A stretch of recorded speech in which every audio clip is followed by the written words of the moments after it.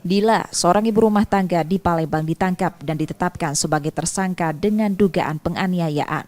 Pelaku menganiaya seorang pria Chandra dengan menyiramkan air keras ke wajah. Menurut polisi, awalnya korban datang ke rumah pelaku untuk menemui suami pelaku yang meminjam handphone anak korban.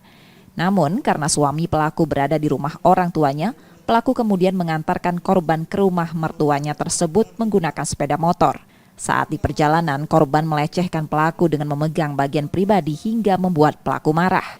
Sesampai di rumah mertuanya, pelaku lalu menyiramkan air keras ke wajah korban.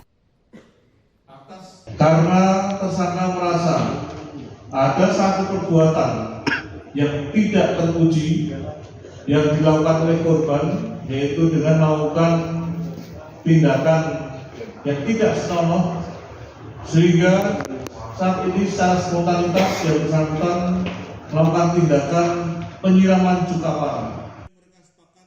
Usai ditetapkan menjadi tersangka, ibu rumah tangga ini ditahan di Polrestabes Palembang. Yudi Kiswanto, Kompas TV, Palembang, Sumatera Selatan.